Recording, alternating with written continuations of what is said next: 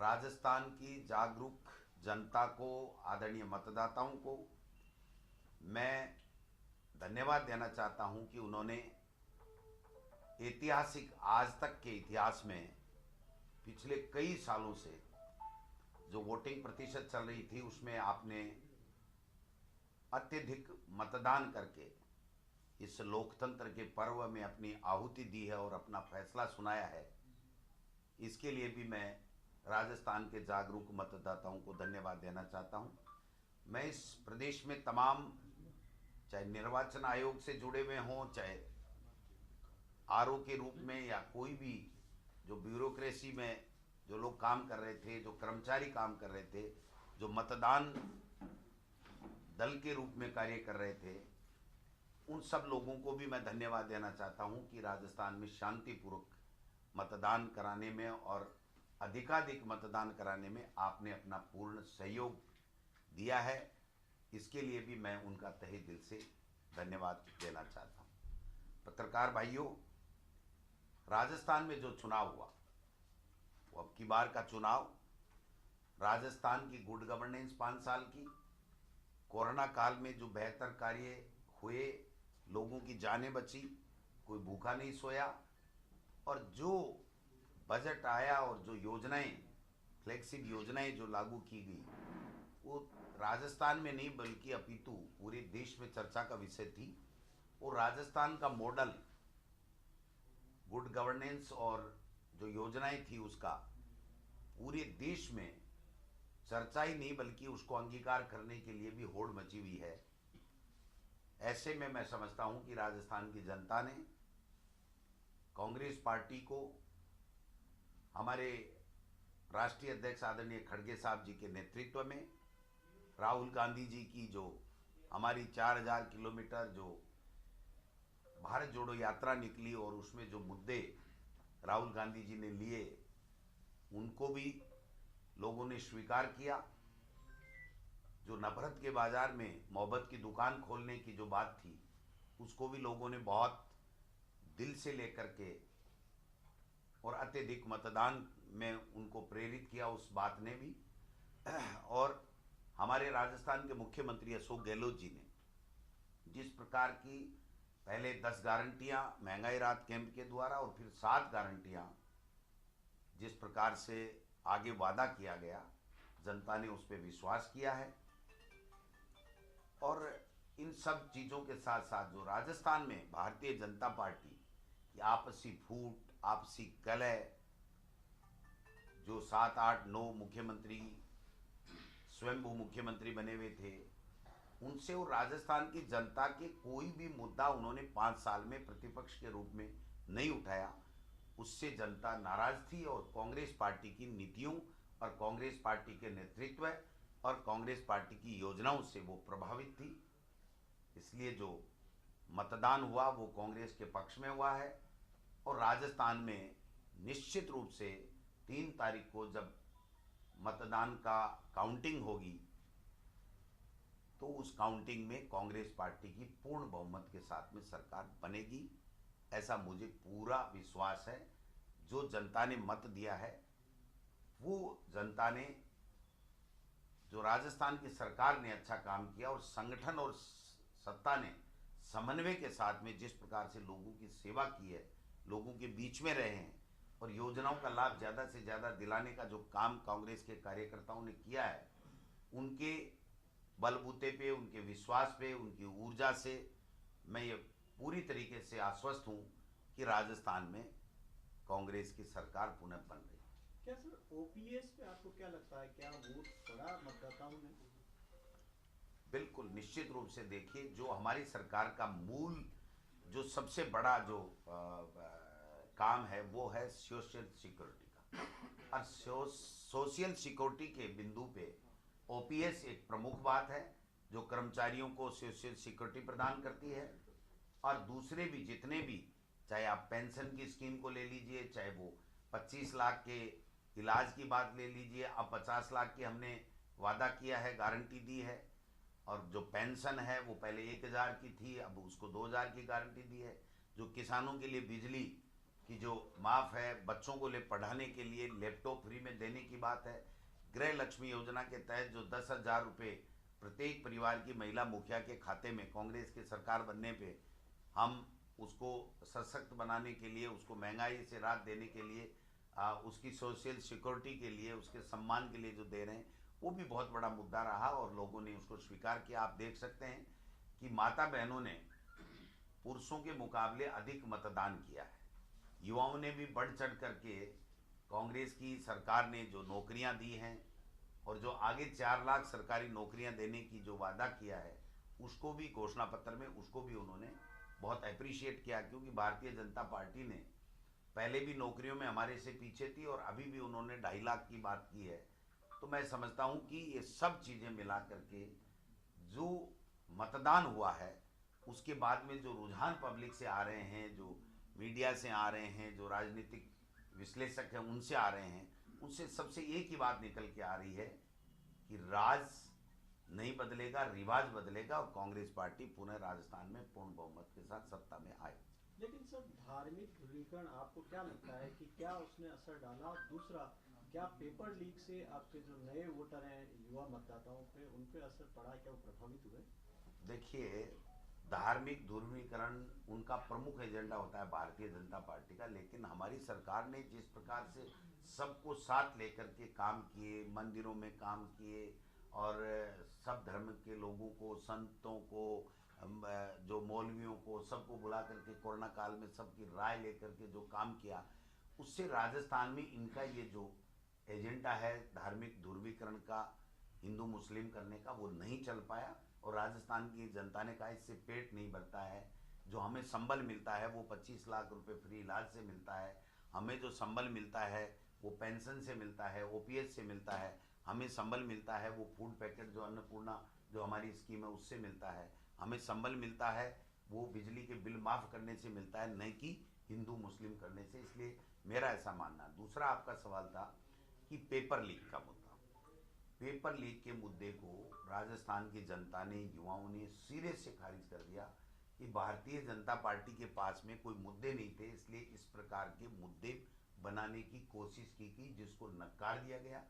और मेरे तो आपने देखा होगा कि चुनाव की आचार संहिता के बाद में कुछ मेहमान दिल्ली से भेजे गए थे बीजेपी के द्वारा, लेकिन उससे तो और ज़्यादा उत्साह हमारे लोगों में आया और मार्जिन मेरा जीत का बढ़ा है। तो आप समझ सकते हो कि वो हर मुद्दे के ऊपर, हर षड्यंत्र में वो फैल हुए हैं और राजस्थान की जनता ने कांग्रेस को पूरी तरीके से समर्थन दिया है और मत दे करके सफल बनाया। आपका उस दौरान एक डांस का वीडियो काफ़ी वायरल हुआ था उस ईडी की रेड के बाद में, वो क्या था? और देखिए, वो मेरा नामांकन की रैली थी और नामांकन की रैली में जो उत्साह, जो जुनून मेरे कार्यकर्ताओं में था, उस उत्साह और जुनून ने मुझे मजबूर कर दिया कि मैं इस लोकतंत्र के पर्व को खुशी के साथ में, डांस के साथ में मनाऊं। इसलिए मैंने वो जो मेरा, जबकि मैं कभी डांस वांस जानता नहीं हूँ, लेकिन जो मेरे समर्थक थे उन्होंने कहा एंजॉय करो, हम जिताएंगे चुनाव, राजस्थान में कांग्रेस की सरकार बनेगी और लक्ष्मणगढ़ से गोविंद डोटासरा चौथी बार एमएलए बनेगा। तो उनकी खुशी में खुशी मिलाना मेरा फर्ज था, आज भी है, आगे भी है। जनता के सुख दुख में हम भागीदार बने, यही तो एक जनप्रतिनिधि का सच्चा काम है।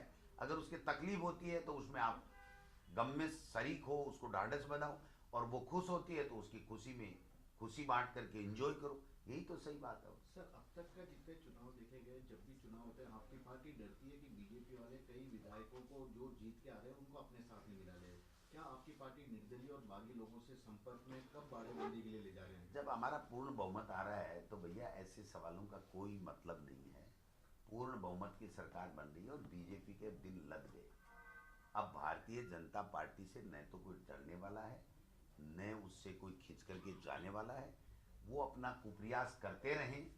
जनता माई बाप होती है और जनता जो समर्थन जिसको देती है और जनता जिता करके भेजती है, वो आदमी फैसला करता है। इसलिए ये जो खरीद फरोख्त की जो भारतीय जनता पार्टी की जो कई सालों से चल रही है, उसको पूरे देश में और मैं समझता हूँ कि राजस्थान की जनता ने उसको नकार दिया। नहीं नहीं सर, सवाल ये है कि मध्य प्रदेश कर्नाटक सबका सबने हार देखा, आपके बहुमत की सरकार थी, फिर भी हाथ से चली गई। इस बार क्या वो जो कहते हैं ना सर, दूध का जला छाछ को भी फूंक। नहीं नहीं नहीं, ऐसा अब चलने वाला नहीं है। राजस्थान ने तो पहले भी नकारा है इनकी इन षड्यंत्र को, और आज षड्यंत्र रचने ही नहीं देंगे भाई साहब। पब्लिक ने ठोक के मतदान किया कांग्रेस के पक्ष में। अच्छा, ये जो कह रहे हैं इस बात में कि बात ये नहीं है कि अगर ये जितने जो अगर निर्दलीय या दूसरे लोग जीत के आ रहे हैं या बागी है ज्यादातर, एक तो क्या आपको लगता है कि वो आपकी विचारधारा से मिलते हुए, और अगर जरूरत पड़ी तो आपको लगता है कि वो आपके साथ खड़े होंगे? वो उनके साथ क्यों खड़े होंगे? उनके पास में कोई चेहरा ही नहीं है। उन्होंने चुनाव लड़ा मोदी जी, अमित शाह और नड्डा जी के चेहरे के ऊपर। हमने सामूहिक रूप से हमारे स्टेट लीडरशिप को आगे करके चुनाव लड़ा, और हमारे राष्ट्रीय जो अध्यक्ष खड़गे साहब हैं, राहुल जी हैं, प्रियंका जी ने, उन्होंने बहुत अच्छे तरीके से कैंपेन किया। तो मैं समझता हूँ कि हमारे और उन्हें जमीन आसमान का फर्क। उनकी किसी को पता नहीं है कि क्या होगा क्या नहीं होगा।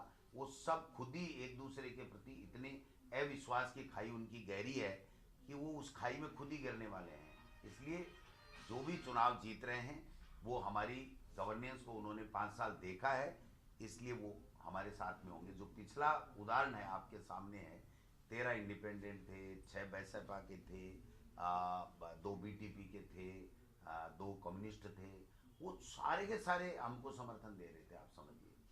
तो इसका मतलब उनको हमारे नेतृत्व पे, हमारी पार्टी पे, हमारी पार्टी की नीति पे, हमारे काम के ऊपर पूरा उनको विश्वास है, और मैं समझता हूँ कि आगे ही ऐसा ही ट्रेंड चले। अभी भी कोई निर्दलीय टच में है क्या आपके, जिनकी संभावना लग रही है आप लोगों के टच में? वो तो उनको फैसला लेना है। हम जब पूर्ण बहुमत में आ रहे हैं तो हम तोड़ फोड़ की राजनीति नहीं करते।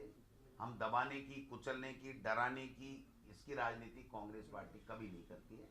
हमको पूर्ण बहुमत मिल रहा है, और उसके बाद में जो लोग साथ जीतेंगे, मान लीजिए अदर्स जो भी बीजेपी या कांग्रेस के अलावा, वो विकास को और गुड गवर्नेंस को वोट करेंगे, ऐसा मेरा मानना है। जैसे कि ये बता रहे हैं कि खबरें आ रही हैं कि कुछ हेलीकॉप्टर्स को रिजर्व में रखवाया है बीजेपी ने 18 से 20।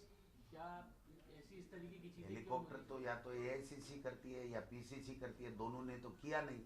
बीजेपी की बात करें। बीजेपी कुछ भी कर ले, हेलीकॉप्टरों में तो पहले भी किए थे ना। जब सरकार गिरा रहे थे तब हेलीकॉप्टर खाली गए थे, इनके खुद के पार्टी के लोग भी उसमें नहीं बैठे थे, तो अब दूसरे लोग क्यों बैठेंगे, आप बताओ। जोड़ तोड़ कोशिश हो सकती है। वो कुछ भी करें, क्या फर्क पड़ेगा? जोड़ तोड़ पहले भी की थी, उनके मंसूबे कामयाब नहीं हुए थे। आज भी उनका षड्यंत्र हारेगा, हमें कोई फर्क नहीं पड़ता। राजस्थान की जनता ने बहुत अच्छे तरीके से कांग्रेस को समर्थन और मत दे करके पुनः सरकार बनाने के लिए पूरा आशीर्वाद दिया, ऐसा मेरा मानना। क्या आपका अभी क्या जो निर्दलीय हो या दूसरे लोग आप बता रहे हैं समान विचारधारा के रूप में, उन लोगों ने क्या अभी आपको विश्वास दिलाया कि चुनाव जीत के आएंगे, आपके साथ खड़े होंगे? ये अभी तो उनको खुद को ही पता नहीं भाई, कौन जीत रहा है कौन नहीं जीत रहा है। मैं तो कह रहा हूँ कि वो उन लोगों ने 5 साल देखा है कि किस प्रकार हमने कांग्रेस से नहीं जीत करके भी जब कांग्रेस का समर्थन दिया तो हमारे सबके विकास के काम हुए हैं, व्यक्तिगत काम भी हुए हैं, और गुड गवर्नेंस चली है और अच्छी योजनाएं बनी हैं। तो मेरा ऐसा मानना है कि पूर्ण बहुमत के बाद में भी जो लोग रहेंगे, वो 1 हो सकता है, 2 हो सकता है, 5 हो सकता है, जो भी संख्या राजस्थान की जनता ने मत दे करके दी, वो लोग हमसे जुड़ेंगे, उनसे नहीं जुड़ेंगे। वहाँ डिक्टेटरशिप है, यहाँ पर प्रजातंत्र है, लोकतंत्र है। एक आपके पास अनुभव है काफी चुनाव का, तो अभी जो चुनाव में जो वोटिंग ज्यादा हुई है उसमें नजर आ रहा है कि या तो जो मुस्लिम बहुल सीटें हैं या फाइट वाली सीटें हैं आपकी खुद की सीट की है, तो वो पोलिंग ज्यादा हुई है, वो आप क्या इशारा कर रही है, आपको क्या लगता है? देखिए, जो पोलिंग ज़्यादा हुई है उसमें जो पहली बात तो है कि महिलाओं ने ज़्यादा वोटिंग की है। तो महिलाओं ने जो 25 लाख का इलाज, जो सोशल सिक्योरिटी पेंशन, गृह लक्ष्मी का हमारी गारंटी का वादा, 10,000 रुपये का मोबाइल फ्री बांटना, अन्नपूर्णा फूड पैकेट है, ये सारी ऐसी चीज़ें थी जो एक महिला को, और 500 रुपये में सिलेंडर, अब आगे 400 रुपये में, तो ये सब चीज़ें ऐसी थी जो उसकी रसोई को ठीक करने की बात करती है, उसके सम्मान को बढ़ाने की बात करती है, और उसके लिए आगे आने वाला अच्छा समय निकले इसके लिए वो उसको आश्वस्त करती है। इसलिए मेरा ऐसा मानना है कि भारतीय जनता पार्टी के पास ऐसा एक भी कारण नहीं था कि उसके पक्ष में किसी तरीके की कोई वोटिंग ज़्यादा हो। इसलिए अधिक जो वोटिंग हुई है वो कांग्रेस के पक्ष में जाएगी। डॉक्टर जी, आपने पहले भविष्यवाणी की थी कि राजेंद्र राठौड़ शुरू से चुनाव नहीं लड़ेंगे, वो तारानगर तो चले गए, लेकिन अब आपको नतीजा वहाँ पर क्या होता हुआ दिख रहा है? वो तो जनता को सबको ही दिख रहा है भाई, सबको ही दिख रहा है। अब तो मत पेटी के अंदर आकर के सील बंद हो गए। आप 3 तारीख तक का इंतजार करो। अदित जी, आप कह रहे हैं कि कांग्रेस की सरकार फिर से बन रही है। इधर कल मुख्यमंत्री ने भी तेलंगाना में कहा कि सीएम की कुर्सी उनको नहीं छोड़ दी। माना जाए अशोक गहलोत ही फिर से सीएम बन रहे हैं? देखिए, ये पार्टी आलाकमान ने बहुत स्पष्ट कर रखा है कि विधायक जीतने के बाद में पार्टी आलाकमान राय मशविरा करके जो पार्टी आलाकमान तय करेगा वो राजस्थान का मुख्यमंत्री होगा। क्या आप रेस में हैं? आप मुख्यमंत्री की रेस में हैं? मैं कह रहा हूँ कोई रेस में नहीं है, रेस में कोई नहीं होता है। रेस में तो ये बीजेपी में 8 लोग हैं, बढ़ जाएंगे क्या? बहुमत ही नहीं आ रहा है इनका। तो रेस से कुछ नहीं, जब पार्टी ने एक लाइन ले रखी है कि जो जीतेंगे उनकी राय लेकर के हमारा पार्टी जो नेतृत्व है, हाईकमान है, वो जो फैसला करेगा, वो जिस किसी को भी कहेगा वो